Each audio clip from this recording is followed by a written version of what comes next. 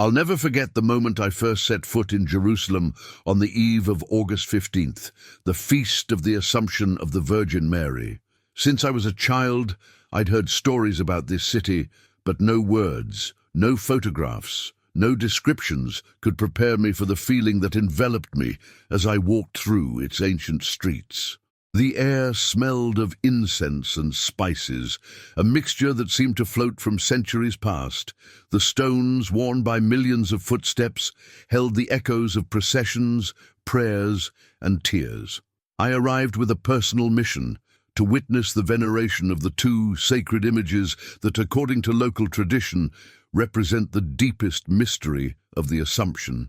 I had read fragments of ancient chronicles, heard conflicting testimonies, and seen photographs that left more questions than answers.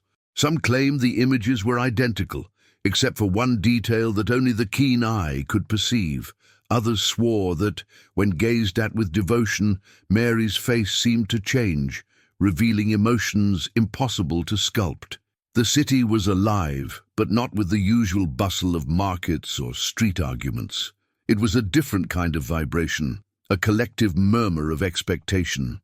Pilgrims from all over the world crowded around the Basilica of the Dormition, some holding rosaries, others holding long candles, others simply closing their eyes as if listening to an inner voice guiding them. The summer heat was intense, but not uncomfortable. On the contrary, it seemed part of the ritual, as if sweat and fatigue were also offerings. I made my way through the crowd to a small space where I could see the side entrance to the temple. Two Orthodox priests wearing dark robes and long beards were talking in low voices, occasionally glancing inside. I asked an old woman what was happening. She looked at me with glassy eyes and said, "They're going to prepare the images, but not everyone is ready to see them." That phrase stuck in my mind. What did it mean to be unready? Did the images show anything more than religious art? I decided to wait. The sun was beginning to set, dyeing the walls a golden hue that made the crosses on the domes shine. At that moment, a group of nuns emerged from the temple, carrying a carved wooden chest covered with a cloth embroidered with gold threads. The silence fell. I could hear my own heartbeat. The ark was placed in the center of the esplanade. One of the nuns removed the cloth with a solemn gesture. Before us appeared the first image, the Virgin Mary, standing with her arms open, dressed in a deep blue mantle studded with golden stars. Her eyes seemed to follow you, but not with the coldness of a statue. There was a living tenderness in them, a gaze that penetrated beyond the flesh and reached the root of the soul. A murmur ran through the crowd, and I saw several people fall to their knees, some sobbing uncontrollably. As I watched her, I felt something strange, a light weight on my shoulders, as if someone had placed an invisible hand on me. It wasn't uncomfortable, but it was impossible to ignore. I closed my eyes for a moment, and in that inner darkness, I clearly heard a female voice whispering, "This is only the first door. Not everyone will cross the second." I opened my eyes sharply, searching for where that voice had come from, but everyone around me was still staring at the image, absorbed in prayer. I swallowed. The old woman who had spoken to me earlier was right next to me. She looked at me with a faint smile and said, "You heard her, right?" I didn't know what to say. She nodded, as if my silence was enough. Then the priests began to move the ark back inside. "Tomorrow," one of them announced, "the second image will be revealed, the one that is only shown once a year." A chill ran down my spine. That night, I barely slept. In the boarding house where I was staying, the murmur of the streets was still alive, mixed with distant singing and the ringing of bells. I stared at the ceiling, reviewing every detail of the image I had seen, wondering what the second one could hide. Was it a different representation of the Virgin, a symbol lost in time, or something only a few could understand? What I didn't know then, and what I was about to discover, was that the second image would not only complete the mystery, but would forever change the way I viewed faith, history, and even my own destiny. The dawn in Jerusalem has a quality found nowhere else in the world. It's not just the light, it's the feeling of each ray of sunlight, caressing stones, that have seen centuries of faith and conflict, tears and hope. That morning I woke up before the bells rang, my heart racing as if I already knew the day would not be like any other. On the streets, pilgrims were beginning to move slowly, some barefoot, others in long white robes, murmuring prayers in languages I couldn't identify. The air was filled with the scent of freshly baked bread and strong coffee, but also something else, a faint, sweet, flowery aroma I hadn't seen anywhere. I decided to walk toward the basilica before the place filled up completely. The cobblestone streets, still cool from the night, echoed beneath my footsteps. I passed a small market where an old man was selling olive wood rosaries. I approached, thinking of buying one as a souvenir, but before I could say a word, the man looked up and said in a deep voice, "It's not a day for memories, it's a day for answers." I froze. How could I know what I was looking for? The old man handed me a rosary, not made of wood, but of a material that looked like ivory, with slightly translucent beads that caught the light. "This is not for sale," he whispered. "I give it to you because your path demands it." I put the rosary in my pocket, not daring to ask any more questions. Something in his eyes told me that any explanation would be incomprehensible until he saw the second image. Upon arriving at the basilica, the atmosphere was different from the day before. There was more silence, more contemplation. There were no chants or loud prayers, only the murmur of incense rising upward. The priests moved with a calculated solemnity, as if each step were part of an ancient script. I ran into the old woman who had spoken to me the day before. She was sitting on a stone bench, holding a rosary similar to the one I'd been given, but hers seemed to glow with an inner radiance.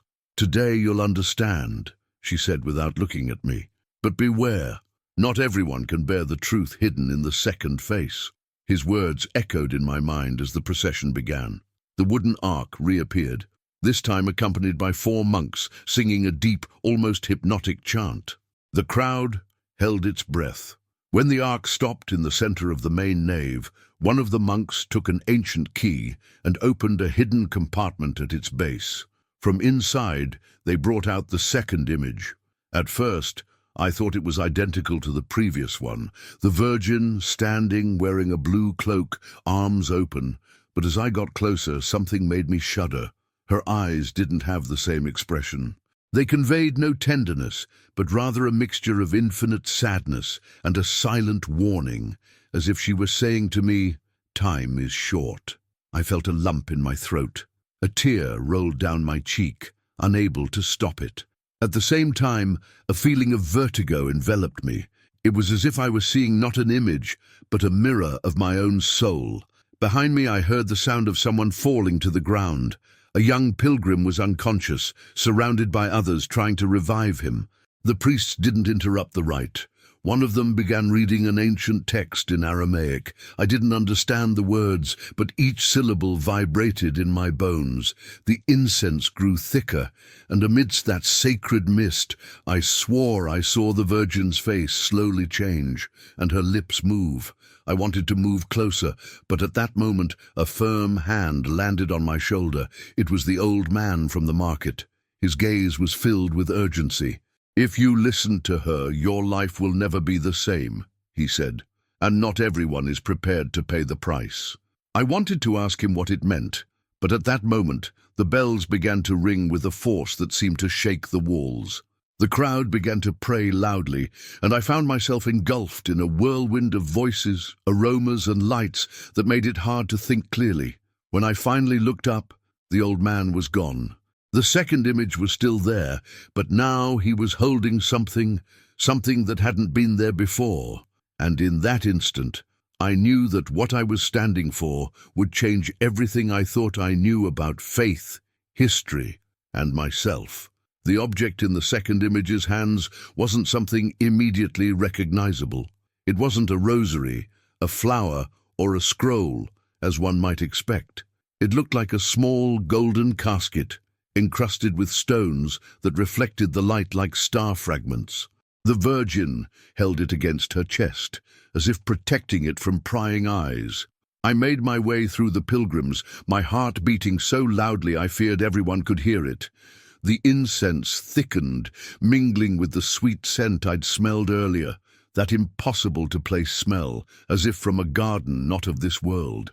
One of the monks approached the image, and with trembling hands took the casket. He held it up, and a murmur ran through the basilica. Everyone wanted to see it, but he seemed to be looking for someone in particular. His eyes scanned the crowd, jumping from face to face until they stopped on me. "Come closer," he said, his voice echoing more in my gut than in my ears. I didn't understand what was happening, but my feet began to move without my consent. When I arrived in front of the chest, the monk stared at me. His eyes were unusual. They seemed to hold centuries of stories and secrets. "This was entrusted to you long before you were born," he whispered, "and today you must decide whether to accept what it means." He extended the chest toward me. I hesitated to take it. At that moment, I felt a hand on my back, the old woman I had seen earlier. "Don't be afraid," he said. "Everything you're looking for is in here, but so is everything you fear." My fingers touched the cold metal of the chest. A shiver ran through my body. When I held it in my hands, a strange, almost unbearable weight made me bend slightly. It wasn't just physical. There was something more, as if I were holding the memory of thousands of souls. The monk signaled, and everyone in the basilica knelt. The light streaming through the stained glass windows suddenly intensified, as if the sun had decided to focus its full attention on that moment. "Open it," the monk ordered. My hands were shaking. The chest's lock was sealed with a small key, and I immediately remembered the rosary the old man at the market had given me. On its cross was a small relief that seemed to fit perfectly in the lock. I inserted the cross into the mechanism and turned it. A sharp click sounded, and the chest slowly opened. Inside was a rolled-up scroll, held together by a red ribbon with symbols I didn't recognize. Unrolling it, I discovered it wasn't written in just one language. There was Latin, Hebrew, Greek, and something that looked like ancient Aramaic. But the most disturbing thing was that, despite the languages, I understood every word as if they were thoughts put directly into my mind. "When the shadow covers the holy city 3 times, and the river that never sleeps stops, you will know that the time has come. Then 2 faces will unite, and the light that seemed lost will be rekindled. If there is still someone left to hold it." My lips echoed the words softly, without me realizing it. The old woman watched me with a mixture of compassion and urgency. "It's already started," he whispered. Before I could ask what it meant, a loud crash shook the ground.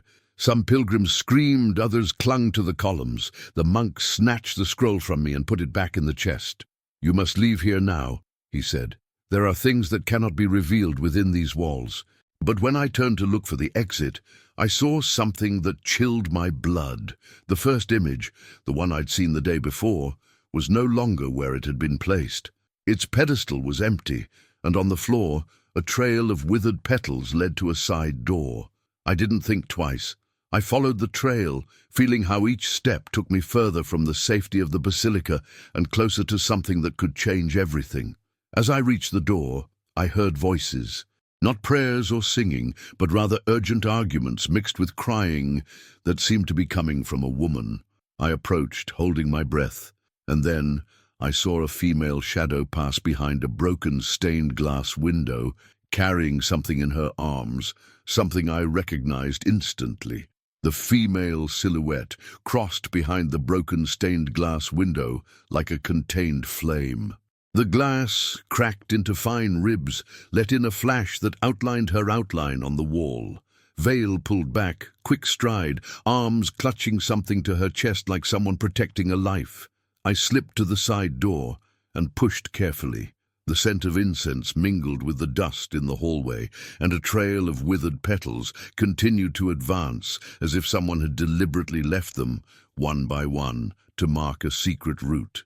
I saw her at the end of the corridor. She was one of the nuns from the day before, very young, her eyes alight with a mixture of fear and determination. She was holding the first image wrapped in a cloth, not in its monumental size, but in a smaller format. as if it had been detached from its pedestal and returned to the size of an embrace. The carved wood peeked out from under the cloth, and, despite its weight, the sister held it with a delicacy that wasn't based on strength, but on sense. She knew exactly what she was protecting.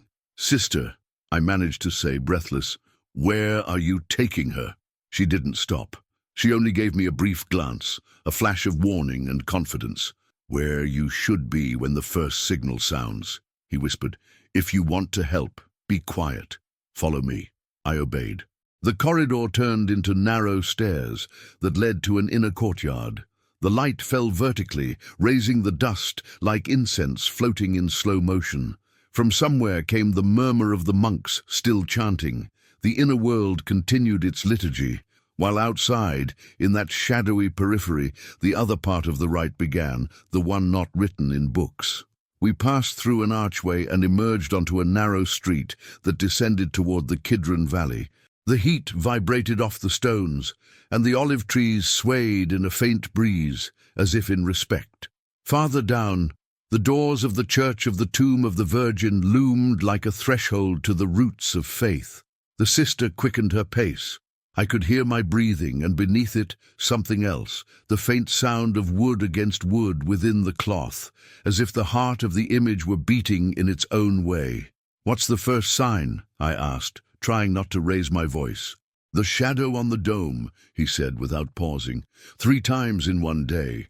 When it happens for the first time, the image must touch the ground where she slept. It's the only way for the second face to speak without breaking anything." I shuddered. I remembered the scroll inside the chest and the phrase that had torn me apart from within. "When the shadow covers the holy city 3 times." The heat seemed to gather in the center of my chest like an invisible robe. We crossed the stone threshold and with a bow descended the long steps into the underground church. The air was fresher there, smelling of wax and damp stone. An oil lamp burned beside an ancient icon. The sister knelt, placed the wrapped image next to the tomb, and with reverent slowness removed the cloth. The Virgin of the first face opened up before us again, outstretched arms, a blue mantle sprinkled with stars, eyes that looked not at a point, but into a depth. The young woman touched the stone with her fingers, like someone knocking on a door she knew by heart. "Mother," he said, "we've brought the missing part. The chest has already been opened, and the call has begun. Take us by the hand." I don't know if it was imagination or a response, but the air seemed to swell with a shared breath. The lamp flames leaned toward the image as if in recognition. I remembered, without deciding, the rosary cross I had in my pocket, the small key that had made the casket click. I took it out, and the cold metal shook my fingers. The sister looked at me. "Place it there." He nodded toward the base of the tomb, where a cross-shaped indentation seemed to have waited for centuries. "The stone remembers." I approached and adjusted the cross into the notch. It fit with a precision that made me feel as if I were being watched by time. The stone vibrated very slightly. A low hum ran through the floor, so low it was almost like my own pulse. Then in the dimness, the first image emitted an almost imperceptible glow, like the moon peeking out from behind a veil. "It's not a trick," the sister said, reading my thoughts. "It's memory. The sacred remembers the place where it was loved." A series of footsteps coming up the stairs made us uneasy. The sister signaled me to be quiet, and the shadows of 2 men appeared on the wall. They were the guards of the compound, or perhaps some handymen who had smelled a rumor of the legend. They stopped when they saw us. One of them frowned. "What are you doing here? This area is closed." The sister stood up, without hiding the size. "We have permission," he said, with a calmness that was out of this world. "If you have any doubts, look." And he pointed at the lamp. The flame, which had danced peacefully a second before, now stood straight like a column, unflinching, as if someone were holding it with an open hand from below. The men looked at each other with a mixture of fear and superstition, muttered something under their breath and withdrew, preferring not to argue with something they didn't understand. "We mustn't delay," the sister urged. "When the shadow falls, we'll have little time." The shadow? I asked. How will we know that? The answer came to me from above, from the courtyard, with the ringing of bells that didn't obey the usual schedule.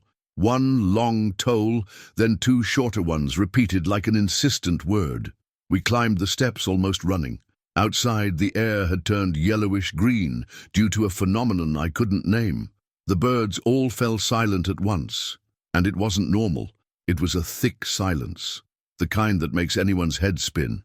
"Look at the dome," said the sister. The sun, high in the air, began to be obscured by a shadow that didn't belong to any cloud. It wasn't an eclipse. The shadow didn't come from above, but rather advanced from the Mount of Olives as if it were springing from the earth, spreading like ink penetrating a cloth. The golden dome reflected an orange light for an instant, then plunged into a grey that seemed to bite at the edges of the day. A murmur trembled through the city, a current of fear trying to find its channel. "First sign," said the sister, and crossed herself. The rosary weighed on my pocket like an anchor. I thought of the chest and the scroll of the monk's warning. There are things that cannot be revealed within these walls. I looked at the young woman. "Who are you?" I finally asked. "Who gave you this assignment?" He smiled with a luminous sadness. "My name is Marian," she replied, "and they didn't give it to me. I was born knowing that when the day came, my task would be to bring the first face to the house of her dreams. Like other women before me, like others after, the name is no coincidence. Nothing here is." I wanted to say something, but the ringing returned faster now. The shadows grew, pushing the lines of light down the alleyways. People began to run, uncertain where they were going, as if the city itself had lost its bearings. A vendor I had seen that morning slapped his stall shut. A mother clutched her child to her chest and covered it with her veil. An old man raised his cane to the sky, not in defiance, but in supplication. "We must unite the two faces," Marian said. "If they don't meet, the chest will speak out of turn and do more harm than good." "Where's the second one?" I asked, even though I knew the answer. "Up in the basilica," he said, "watched by those who believe they are protecting him by keeping him away." We started walking uphill. The Kidron Valley became a corridor of shadows, and the murmur of broken prayers mingled with the dry sound of closing doors. I felt that same light pressure on my shoulders again, the same as the first day. It wasn't fear, it was responsibility. Halfway up, we met the old woman who had spoken to me at the beginning. She walked with a surprisingly steady gait for her age, holding an unlit candle. "Sooner or later it was bound to happen," he said, his eyes a flash of ancient light. "Here," he handed me the candle. "You won't light it. It'll light itself when it should." I didn't know how to thank her. She stroked the wrapped wood. "The first face knows the way. The second will recognize it. Hurry. The birds have already fallen silent." We continued climbing, and the air changed temperature as if someone had opened a door from another climate. A new hum began to vibrate in the stone. It wasn't coming from the ground or the sky.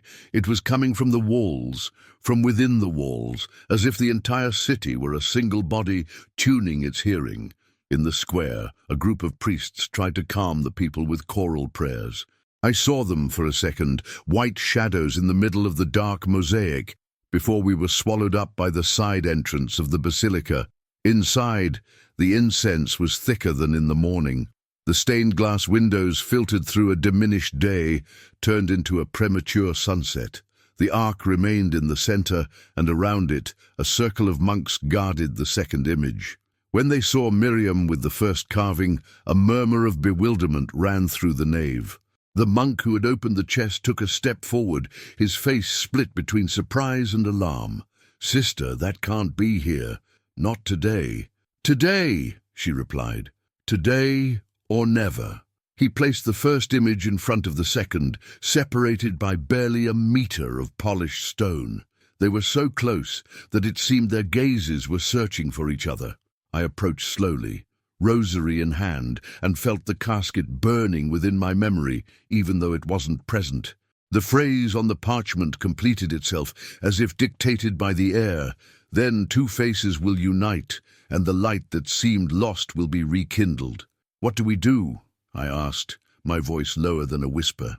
Miriam took my hand and that of the old woman, who had arrived without me noticing, and placed them together on the stone between the two images. "Nothing more than this," he said, "to consent. Faith does not push, it opens." That's when I heard it.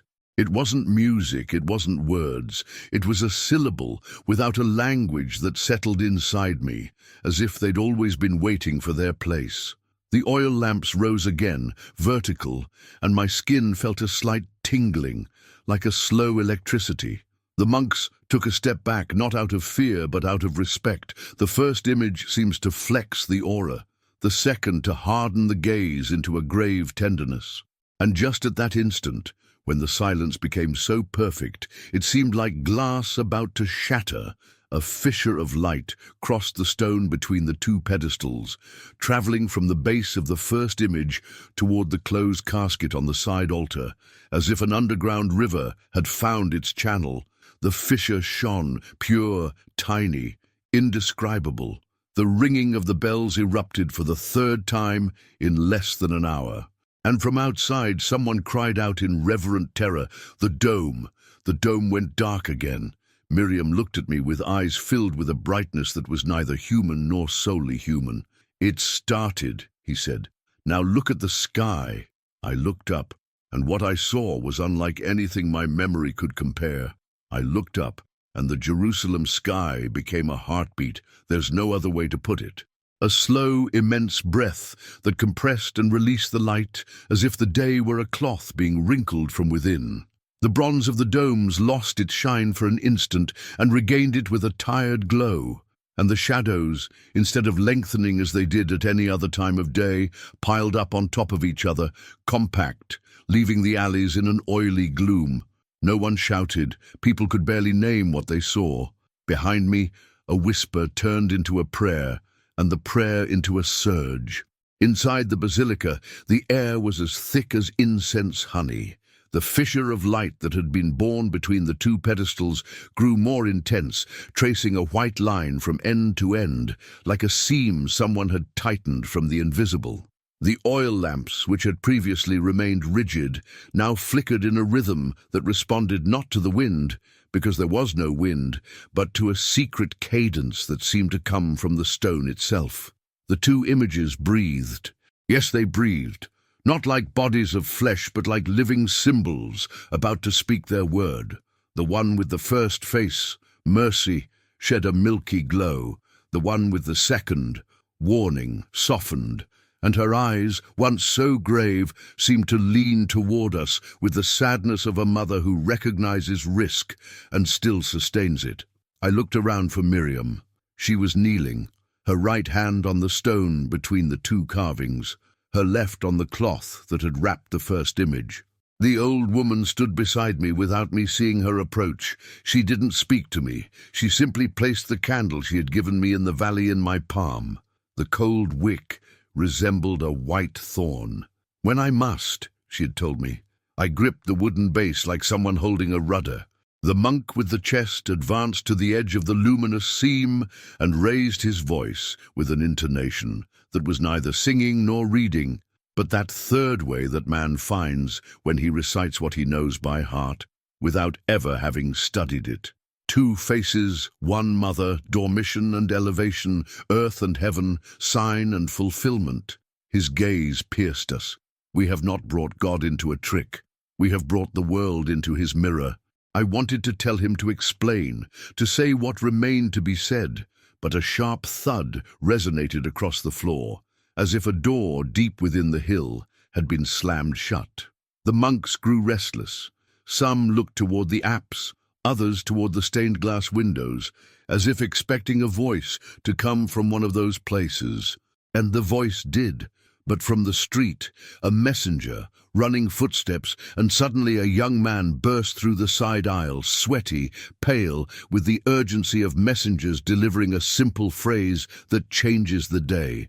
"The fountain of Siloam has stopped." There was no hesitation or mockery. The name Siloam fell upon the assembly like a precise stone.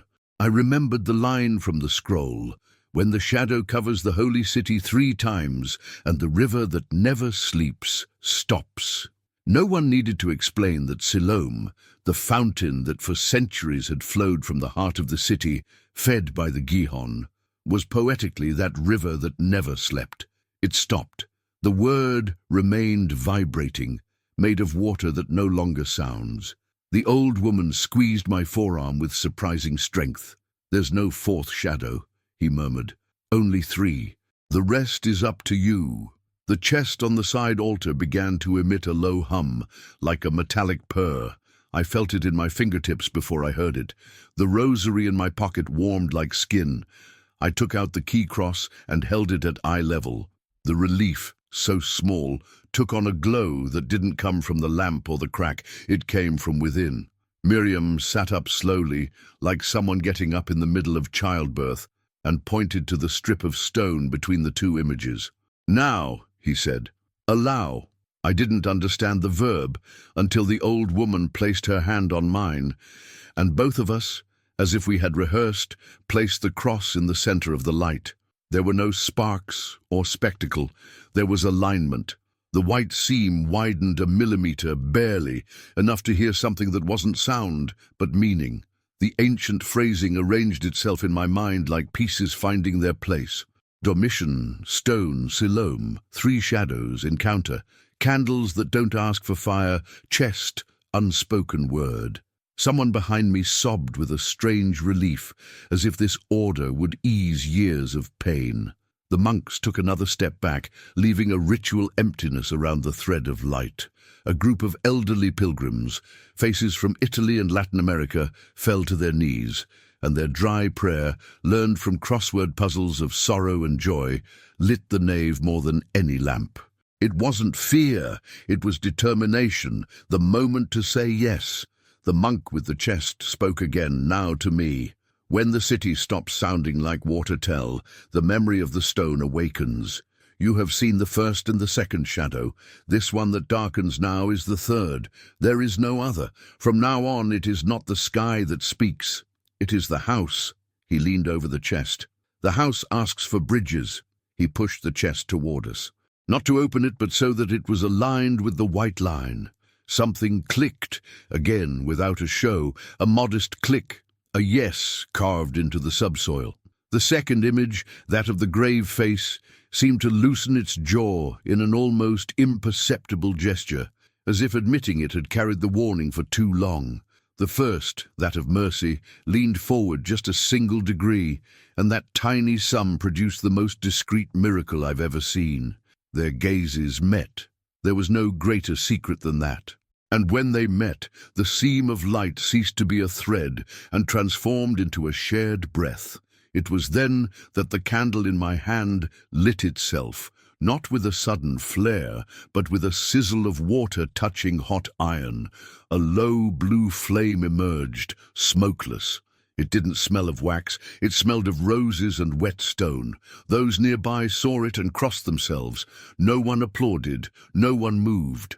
The flame seemed to lean toward the fissure and, like an obedient compass needle, point toward the sacristy on the right side. "The house asks for bridges," the monk repeated, and I understood that the word bridges wasn't a theological metaphor but a physical path.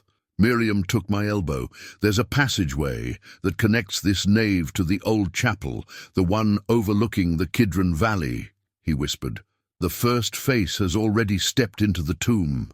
All that's left is for the warning to learn how to touch the ground without breaking it." The old woman nodded, her eyes wide open, as if reliving an instruction received in her youth. "They tried to rush it before," he said. "That's why there were cracks. Today will be different. Today there will be hands." I took a breath. The blue flame above my candle didn't flicker. It was a tiny column that walked with us as we took our first step. Monks and pilgrims opened a human corridor. Some sobbed, others smiled with unprecedented serenity. I felt the responsibility like a cloak that molded itself to my shoulders. Everything converged with a simplicity of craft. The house, the still water, the shadows counted, the faces facing each other, the purring chest, the candle that knew where to look. We crossed the sacristy. The floor changed texture, from polished marble to porous stone, from stone to compacted earth.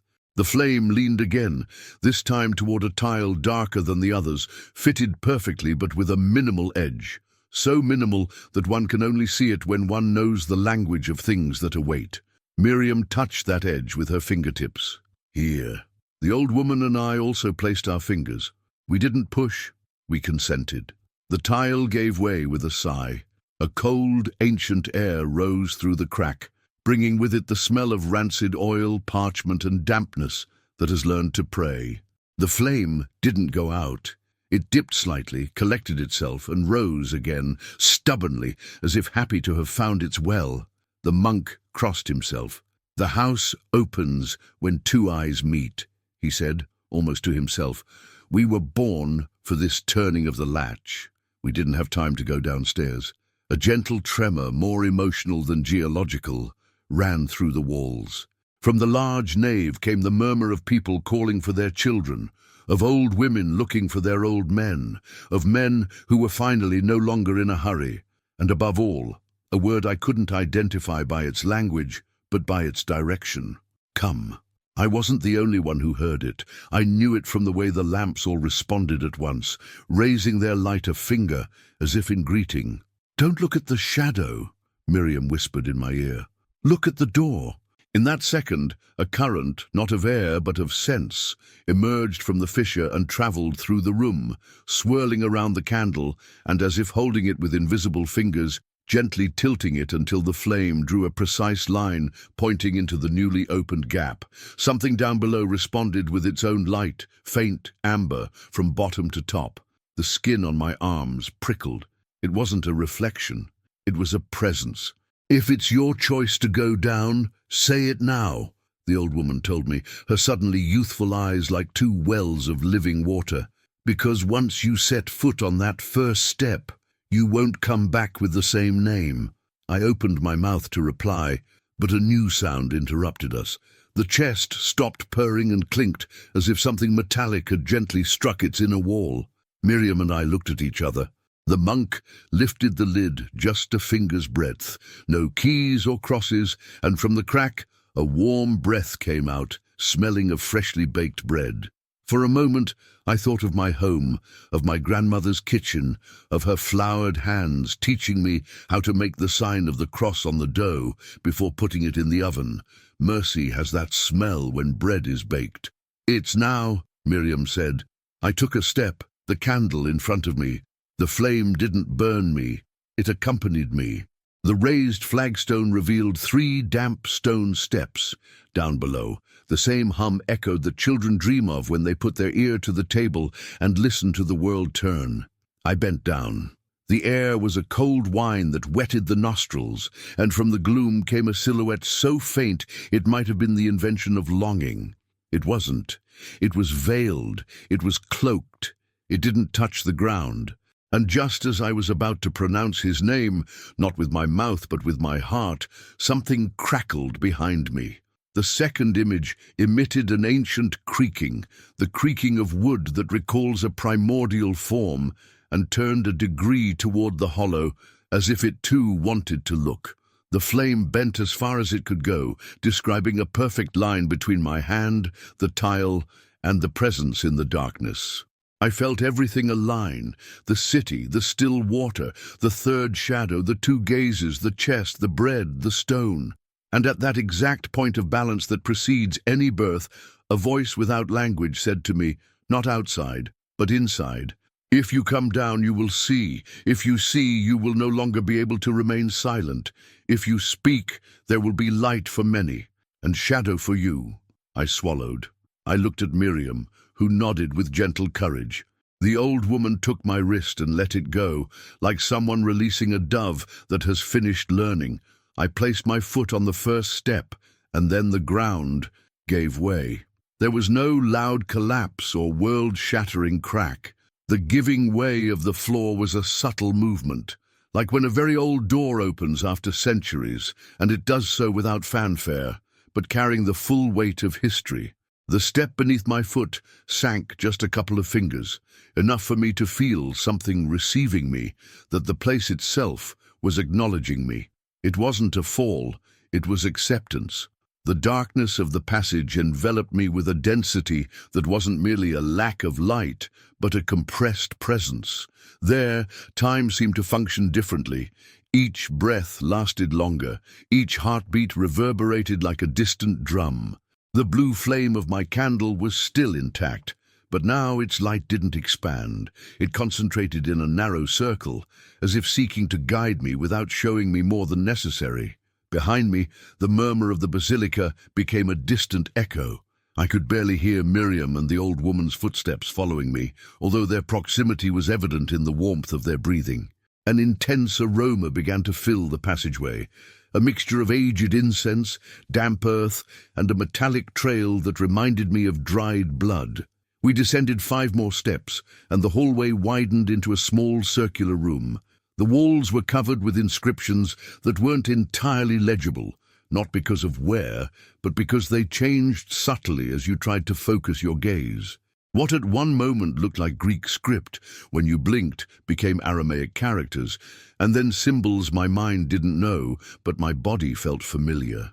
In the center of the room stood a low pedestal, and on it a cracked clay vessel. It had no lid, but a faint but steady amber glow emanated from within. The old woman stepped forward and, without touching it, murmured, "It is the heart of the house." Marian looked at me as if asking me to listen beyond the words. The vessel didn't literally pulse, but it did transmit a pulsation, as if every so often it emitted an invisible wave that passed through the air and through my skin. The monk with the chest, who had descended unnoticed, stood before the pedestal and spoke in an almost reverential tone. "What you see is not an object. It's a bridge. It connects what we were with what we are not yet, and it only opens for those who accept seeing the two faces as one." His gaze lingered on me. I felt the weight of that expectation. Then the vessel glowed brighter, and my candle's flame responded by bending toward it, as if recognizing a call. I approached it, and without knowing why, extended the cross key I was carrying. The amber glow reflected off the metal, and instantly a deep sound, like a choir singing from the depths of the earth, filled the room. There was no melody, just pure vibration. The old woman whispered, "When the key and the heart look at each other, the bridge begins to form, but you must decide whether to cross it." The walls began to breathe.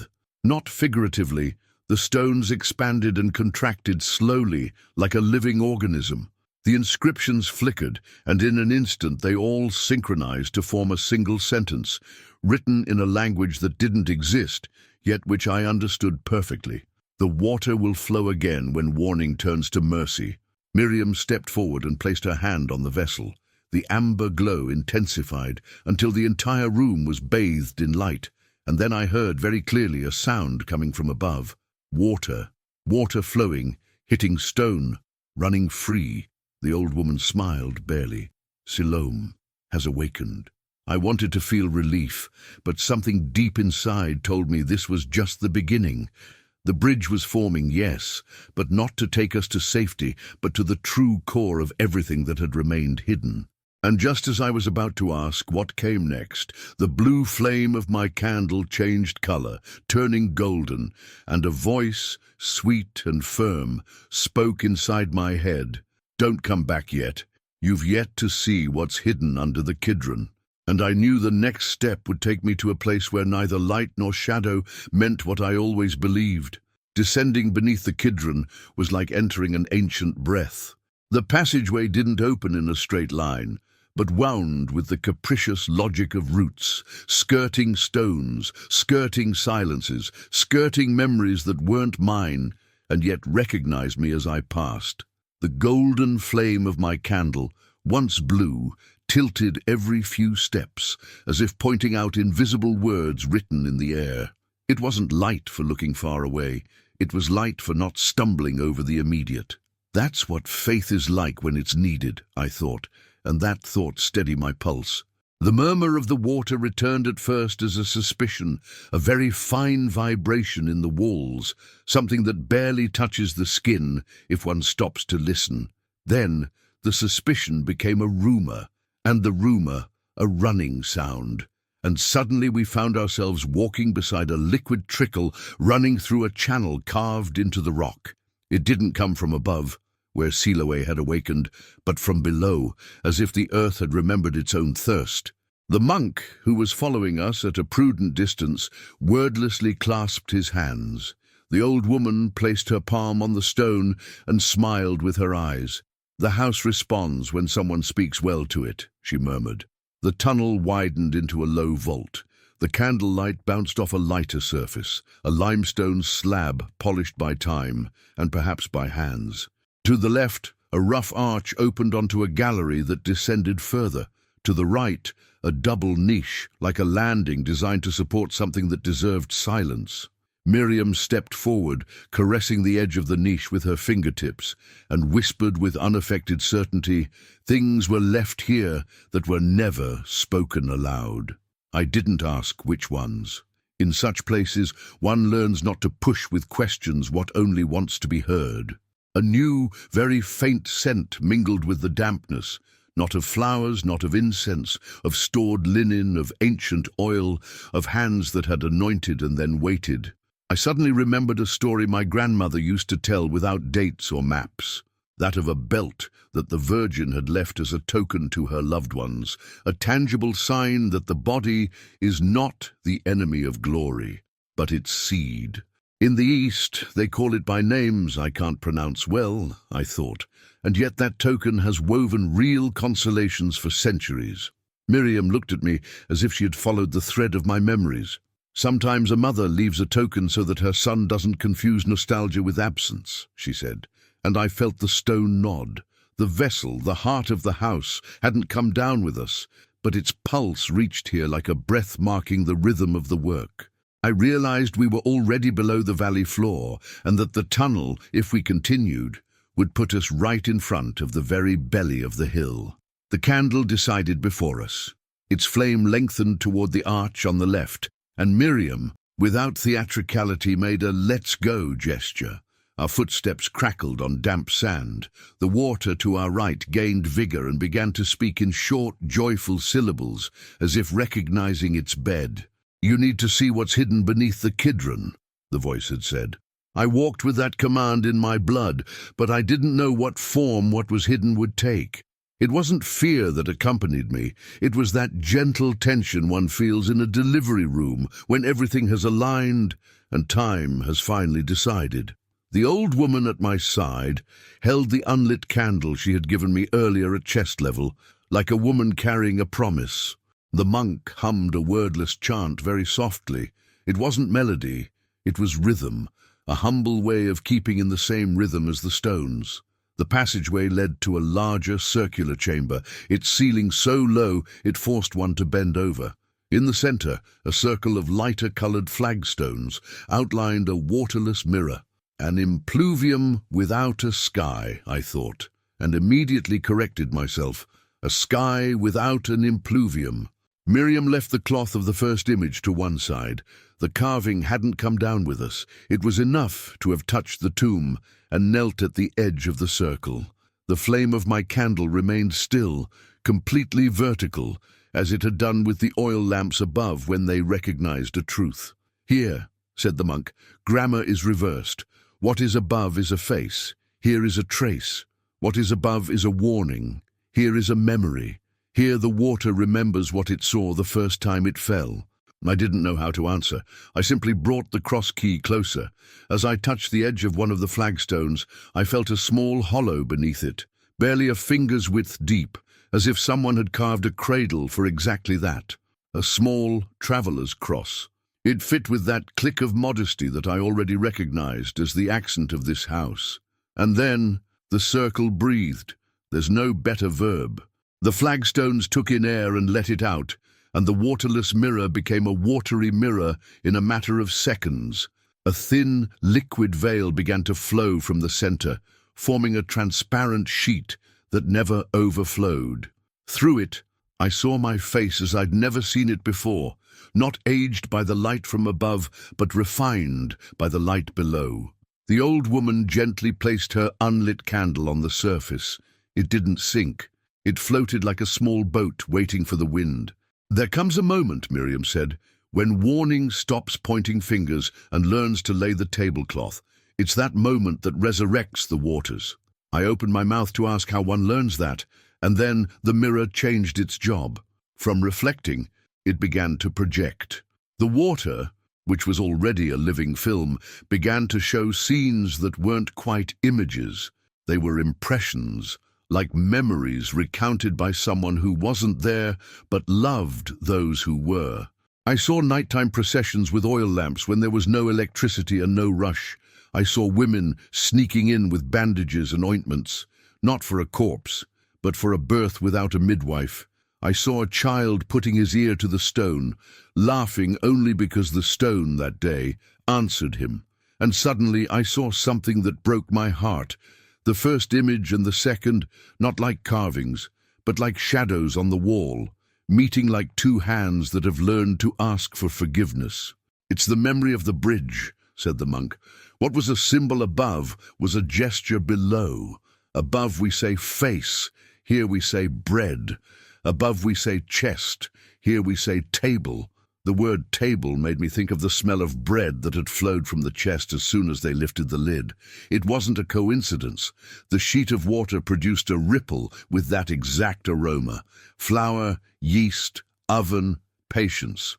No one in the world is startled by the smell of bread. That's why heaven uses it. As I took a deep breath, the old woman's candle, which was floating, lit itself with the same blue flame as mine in the basilica, and the entire circle was filled with such a serene light that I thought of patios at siesta time. It was in that atmosphere of courtyard, of bread, of happy stone that the voice spoke again. Not outside, inside. "What is kept under the Kidron is not a secret. It is a way. Men have asked me for signs and dates. I leave them ways. Sometimes a token, sometimes a bridge, sometimes two glances that teach us not to fight." The words, more than being heard, settled on my shoulders, and with them came the weight of a specific scene. The water stopped showing impressions and gave me an exact memory. A young girl, centuries ago or yesterday, coming down this same passage with a child at her breast. The candle that guided her was unlit. The light came from the child himself. I can't explain why I knew it wasn't just any vision. I knew it the way one knows names. Miriam held her breath. The old woman closed her eyes and said thank you very softly. The monk fell to his knees, and I thought the world came to those places looking for relics, when what they guard are manners. How to descend, how to hold on, how to open, how to climb back up without breaking what has already been opened. The current beneath the sheet quickened, and for the first time, the water spoke, not in syllables. With taps on the flagstones, like someone knocking on a door 3 times. Miriam ran her palm over the circle and beckoned me. "Here." I inserted my fingers around the edge. The water was lukewarm and felt a seam that hadn't been there before. The cross key vibrated lightly against my skin. The old woman beside me began to recite an Our Father in such a low voice that I had to move toward her to make out the words. The monk stopped his tuneless chant and joined in. We didn't call out any passwords. We were tuning our ears. I pushed, not forcefully, but with consent. The seam gave way, and the circle of flagstones rotated a quarter of the way around itself, like a planetary sphere showing another meridian. The water didn't fall. It held like glass. Beneath, a small hollow held a package wrapped in dark linen, tied with a narrow ribbon. It wasn't a museum relic. It was a household package, one of those you would make to carefully seal a treasure you don't want to see mistreated by curiosity. I took it with both hands. It was lighter than my eyes had anticipated. The ribbon had an old-fashioned knot. I undid it with the respect one pays to letters from grandparents. Inside there were no bones or jewels. There was paper, several sheets, perfectly folded with brownish ink. The heading read, in simple Greek, "A way to unite the two faces so they don't hurt." I swallowed. The monk wept without hiding. Miriam pressed her lips together like someone who'd finally found the recipe she'd memorized all her life. The old woman sighed with relief and met my gaze. "They were watching over us before we made a mistake," she said. I opened the first sheet. They weren't magic formulas or esoteric gestures. They were protective instructions. How to position the first image so it doesn't humiliate the second. How to tilt the second so it doesn't threaten the first. How much distance to leave between the pedestals so the stone can breathe. Which word not to utter, which silence to respect, which candle to light, the one that doesn't ask for fire, and where to place it on the edge of mercy so it illuminates the warning without erasing it. And at the end, a phrase written in smaller letters, perhaps by another hand. If this method is forgotten, the city will split into superstition and dogma. If it is remembered, the water will once again speak its name. The lines dug into my fingers. It wasn't theory, it was a craft, a table manner, a bread manner, a mother's manner. I felt the impulse to run with those sheets of paper to the basilica, to go upstairs, to read them aloud in front of everyone, to put in order what had been disorganized above by centuries of badly sown good intentions. Miriam, without looking at me, placed her hand on the papers. "Slowly," she said, "bread needs an oven, and an oven needs time." The old woman nodded. "Speed is the revenge of fear. Today, fear is not in charge." The water in the mirror flickered, and for a moment took the shape of the chest. The aroma of bread once again filled the cavity. The monk, with that obedience that doesn't come from shyness, but from having seen the world open up silently many times, said, "Upstairs, they're looking for us." And he was right. A distant ringing, not of bells but of footsteps, came from the tunnels, multiplied by the walls. Someone was coming. It wasn't just anyone. It was a group, and they were in a hurry. I tucked the sheets into the cloth and pressed them against my chest, with the same gesture Miriam had used to carry the first image. The candle, steady, drew a column of light toward the exit, as if saying, "Now." The mirror ceased to be a mirror and returned to a waterless slab with the docility of one who understands urgency. The seam closed with its discreet music. The trickle of water from the gutter to our right didn't stop. It flowed happily, as if remembering the way had healed an old pain. "Let's get in," Miriam said, "not because they're rushing us, but because they're waiting for us." We took the first steps back. And that's when I heard a voice, unlike any the house had ever given us. It was human, coming from the passageway. It was barely a name, but spoken with a mixture of relief and accusation that I knew was meant for me. "Tell."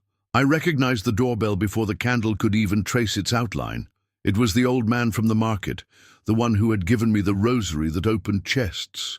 He was accompanied by 2 men and a woman in dark cloaks, and his eyes held an urgency that brooked no delay. "Upstairs," he said. "They've tried to separate the faces again. The shadow won't wait for a 4th sign, and the chest has begun to close. If you don't take with you what the house gave you, we lose everything." I clutched the cloth to my chest. Miriam took a step forward, with that calmness that breaks the rush without humiliating her. The old woman raised her lit candle like someone raising a blessing.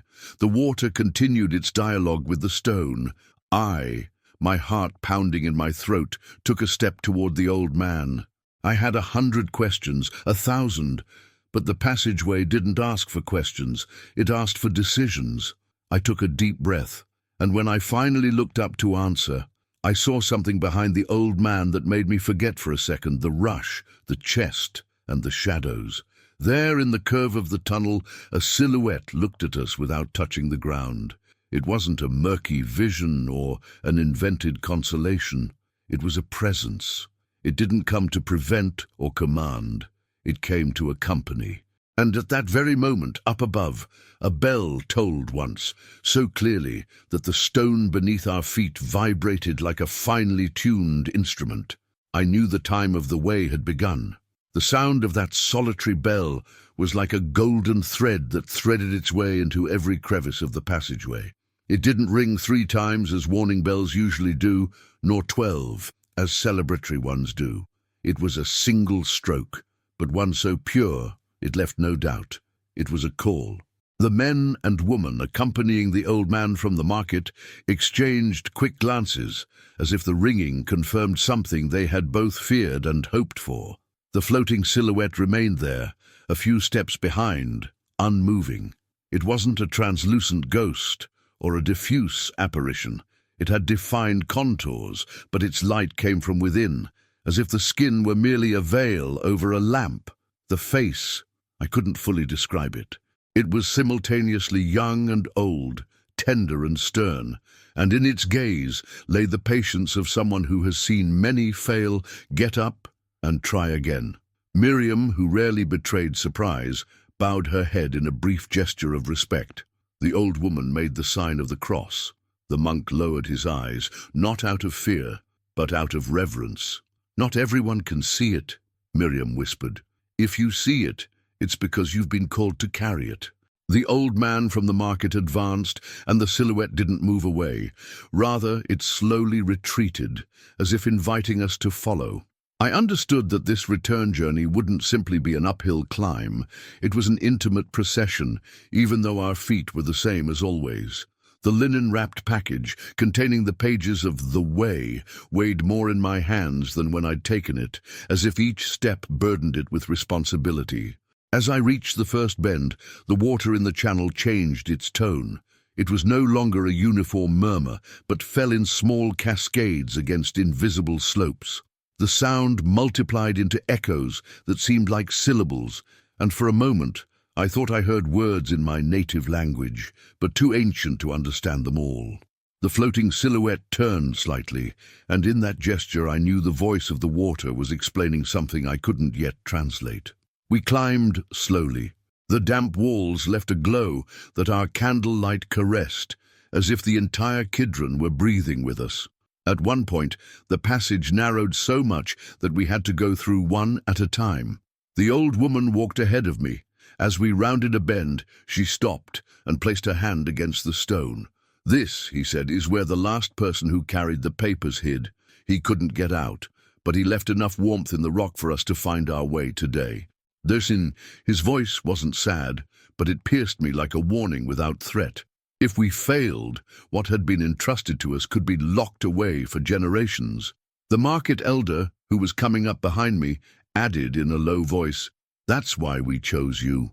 Not because you're the most prepared, but because you haven't yet learned to give up." The silhouette, still a few steps higher, stopped upon reaching a wider gallery. There the air changed. It had a gentle draft, as if the outside world were closer. And with that change came a new smell, incense smoke and hot wax. It meant we were a few meters from the basilica. The group regrouped, and no one said a word. We knew what awaited us above was anything but calm. Miriam approached me and, without asking permission, placed her hands on mine, squeezing the linen bundle. Her eyes, which had so often seen more than they let on, were darker than ever. "When you go out," he said, "don't try to convince, just show. The way isn't imposed, it's offered. If you force it, it breaks. If you hide it, it rots." The figure turned toward a side passage and gestured toward us with an almost imperceptible gesture. I understood that this shortcut would put us right behind the altar, avoiding the main nave. The market elder nodded and led the way. The steps were higher, as if they had been purposely made to slow down the pace and make the person climbing think carefully about every movement. As we reached the top step, we heard voices. They weren't chants. They were arguments. Some were raised, others murmured nervously. "Separate the faces," the old man had said. Now I understood. They probably wanted to move the images from their pedestals, to push them further away, to break the bridge that centuries of silence had built. I paused for a moment, took a deep breath, and closed my eyes. I pictured in my mind the circle of flagstones, the water, the floating candle. I saw the instructions on the slips. Don't humiliate, don't threaten, let them breathe. And then I knew the real challenge wasn't arriving with the package, but getting them to listen before everything closed in forever. The silhouette, now a step away from the light, looked at me for the last time. It didn't smile, it didn't speak, but in its silence there was a message as clear as the bell. Now it's your turn. Come on, I whispered, and let the house follow us. We crossed the threshold. The light of the temple enveloped us, and the incense-filled air mingled with the tension of dozens of gazes turning toward us. We crossed the threshold through the side door of the sacristy, and the light of the basilica hit me like a warm tide of incense and murmurs. They weren't harmonious prayers. They were a taut fabric of loose phrases, cross directions, and stifled exclamations. Several priests and monks formed an irregular semicircle around the ark and the two pedestals.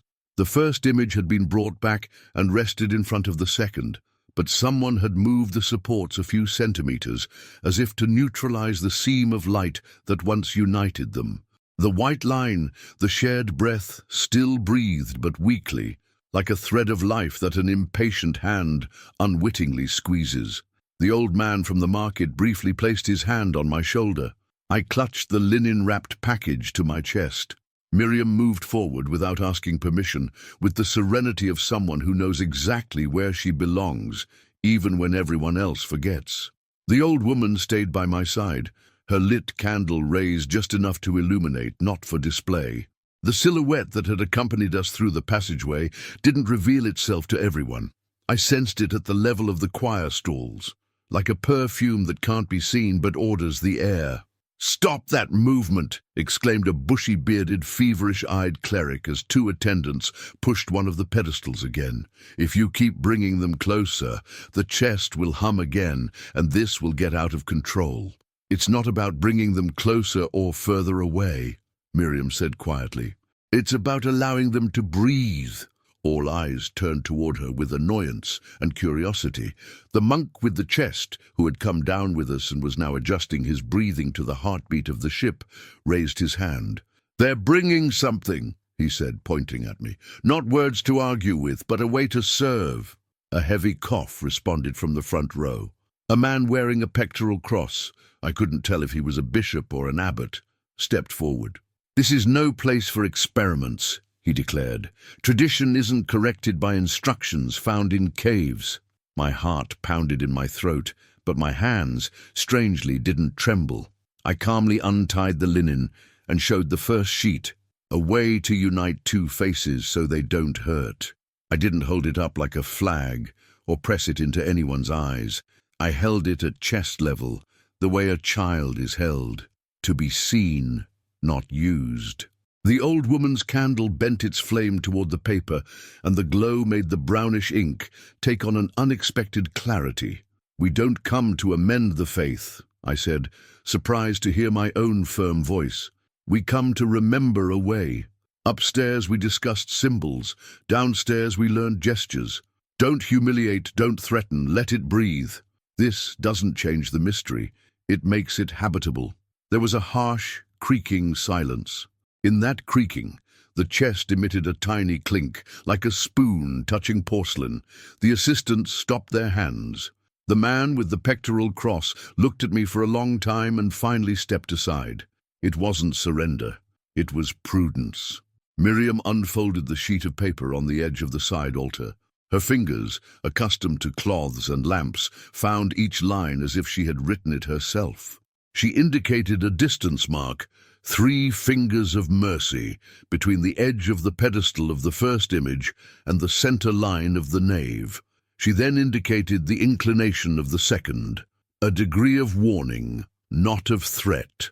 The text asked that the grave gaze cease to focus on the sin of others and descend into the mud where she herself learned to walk. The sentences were so simple that they disarmed any rhetoric. "Make room," Miriam asked, her tone not commanding, but businesslike. The circle opened. The old man from the market stood on one side of the pedestal of the first face, and I on the other. The old woman held the candle over the fissure. The flame didn't move randomly. It marked the exact line. The monk with the chest placed his palm on the lid without opening it, like a musician resting his fingers on the soundboard of his instrument. I felt the entire nave hold its breath. "Now," said Miriam, 3 fingers.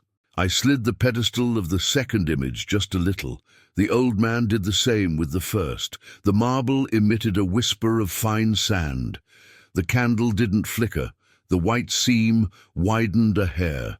So many people waiting for a miracle with thunder, and the miracle was a millimeter of obedience. Now, Miriam continued, 1 degree. I took hold of the edge of the grave pedestal and tilted it almost slightly, like someone lowering their chin to hear better. The market elder adjusted the pedestal of mercy symmetrically. The seamstress took a deep breath. The casket stopped clinking and resumed its soft purr, the same one that smelled of bread down below. The fountain of Siloam, which I couldn't see, appeared in my ear with a joyful tapping on stone. Some of those present raised their hands to their mouths. Others closed their eyes, not to refuse to see, but to give thanks. The man with the pectoral cross took a step forward, this time with a more human face. "And the candle?" he asked, politely and without irony. "The document says, 'Place the one who doesn't ask for fire on the edge of mercy, so that it illuminates the warning without erasing it.'" I nodded. The old woman handed me her lit candle. I walked to the invisible edge, where the fissure became a sharp edge. The text called it that, the edge of mercy, the exact boundary where forgiveness doesn't become permissive, nor does warning become accusation, and placed the base on the stone. The blue flame, because it was still that calm, smokeless flame, bent down until it rested between our gazes. It was a minimal gesture, but it contained more theology than 1,000 pages. The second image softened my eyelids. The first stopped invading with its brilliance. They looked at each other without hurting each other. Then, as if the house wanted to seal its seal, a breath, not wind, descended from the choir stalls. No one covered themselves. No one felt cold. It was a teaching air. The oil lamps in the nave straightened in unison, and for a moment I could hear, mingled, the heartbeats of all four, first face, second face, chest, house, a common rhythm. "That's all," Miriam said softly. "Now don't touch." Some wept without shame. Some knelt and didn't pray a word. All they had to do was look. A teenager approached with his parents and timidly ran his fingertips along the marble of the line. He drew back his hand as if burned, but he didn't run away. He smiled. A man who had previously shouted directions fell silent, and in that silence his hands loosened. The old woman touched my elbow and discreetly pointed toward the back of the altar. The silhouette was there, not to appear, but to support. Then, just as the mood seemed to have found its music, something cracked at the edge of the circle. It wasn't stone, it was haste. A young assistant, perhaps frightened, perhaps jealous, perhaps faithful to a delayed order, hurried toward the sheets. He didn't seek to read them, he sought to tear them off. My hands reacted before my head. I closed the linen bundle and pressed it to my chest. The young man slipped, tripped on the altar step, and fell to his knees, looking at me with a fierce mixture of shame and fury. "This is dangerous," he spat. "They're putting us all in the hands of a prescription." The old woman took a step forward and, with the respect reserved for impulsive people who can still learn, spoke to him as if he were a grandson. "Son, a recipe isn't a spell. It's a memory of home. No one is taking God away from you. They're teaching you how to set the table." The young man, disarmed by this tenderness, lowered his head. Miriam didn't humiliate him. She offered to hold the candle for a minute. He took it awkwardly. The flame didn't bend. It accepted his hands without reproach. I felt that this pedagogy was worth more than any speech. The monk with the chest tapped the lid with his knuckles, very gently, and the chest responded with an internal click, as if it had finally found its perfect fit. At that same moment the city bells, not just one but all of them, let out 3 spaced-out strokes, the kind you'll remember decades later for the way they resonate in your ribs. No one knew if it was a sign of danger or celebration. No one asked. Everything was in its place. I thought the day's work was over there. That banks would open, that people would remain silent for a long time, that someone would write a sober report for the Curia, and that we would continue to maintain the manor with the patience of an oven. But the house, which is not governed by our agendas, had another page. The second image, that of the grave face, began to moisten around its eyes. It wasn't a trick of the light or a pilgrim's superstition. The wood exuded clear drops that smelled not of varnish or resin, but of oil. A clean oil that didn't stick, that didn't stain. It anointed. The first drop fell on the edge of mercy, and the blue flame didn't go out. It shone brighter. Someone shouted, "Miracle!" Someone else said, "Prudence." I didn't say anything. I just thought, they're saying yes to each other. The man with the pectoral cross approached with a linen handkerchief, touched a drop with the tip, and crossed himself. His eyes, so rigid at first, softened. Miriam lowered her gaze, and the old woman took her hand, squeezing it with maternal pride. The old man from the market wept aloud, the way those who have waited in silence too long weep. I was about to put the sheets away when a dull noise rose from the bowels of the temple. It wasn't a tremor or a ringing. It was a hatch. My skin recognized it before my ears.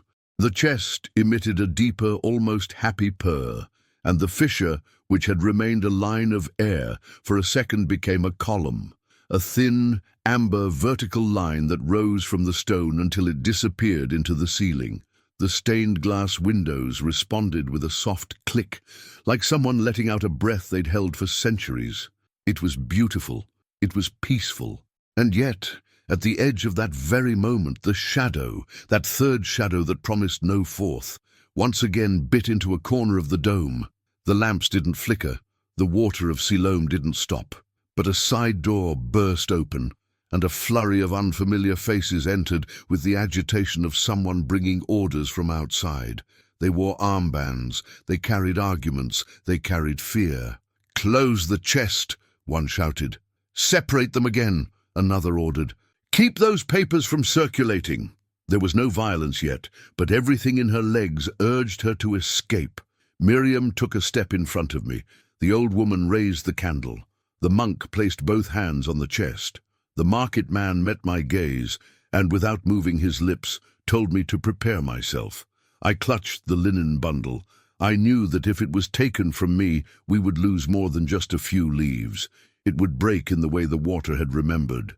And then, what no one had in their script happened. The silhouette that had followed us across the Kidron descended from the choir stalls, not as a spectacle, but as comfort. A serene brilliance that didn't blind, a wind that didn't ruffle hair, a presence that demanded nothing but respect.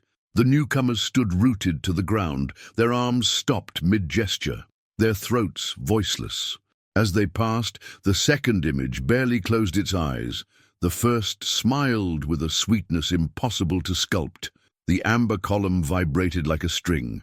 I took one step, 2, 3, bringing the sheets to the center of the crack, ready to read the first line aloud if necessary, to prevent eager hands from ruining it. I opened the packet. The ink breathed. My lips moistened. I uttered the first word, and the light, all the light, not the light from the lamps, the light of day, went out as if someone had blown the world out. For a heartbeat, we saw nothing. I only heard the voice I already knew, sweet and steady, inside my head. If you read now, you will see. If you see, you will choose. If you choose, the bridge or the abyss. Decide, tell. I took a deep breath in the perfect darkness. I felt Miriam's hand beside me, warm, in front of me the edge of the chest, warm, above me the weight of the sky, silent. My fingers searched for the line on the paper. Behind me, the steps of the newcomers retraced their steps in uncertainty.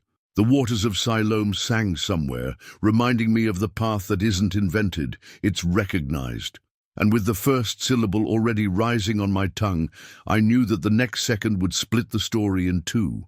And now, as I close my eyes and feel the echo of every word I shared with you, I know that none of this reached your heart by chance. The Virgin Mary does not speak in vain. Every sign, every tear, and every warning are calls of love that seek to awaken those who still walk asleep in the midst of darkness. You and I have witnessed mysteries that the world would like to silence, but which burn like fire in the soul of those who listen with faith. It's not the end. We've barely scratched the surface of something much deeper that still remains hidden, waiting to be revealed. The final prophecy isn't just an announcement from heaven. It's an invitation for you to be part of God's plan in this decisive time. So, before you close this video, I want you to carry it with you like a seed in your heart, because what comes tomorrow can change everything. The Virgin still has messages that will shake the world, and with each passing day, we get closer to the moment when those hidden words will come to light. If you've made it this far, it means your soul was ready to listen. And if your soul was ready, it will also be ready for what's coming. We'll see you in the next video, where you'll discover the sign that will mark the beginning of the great darkness.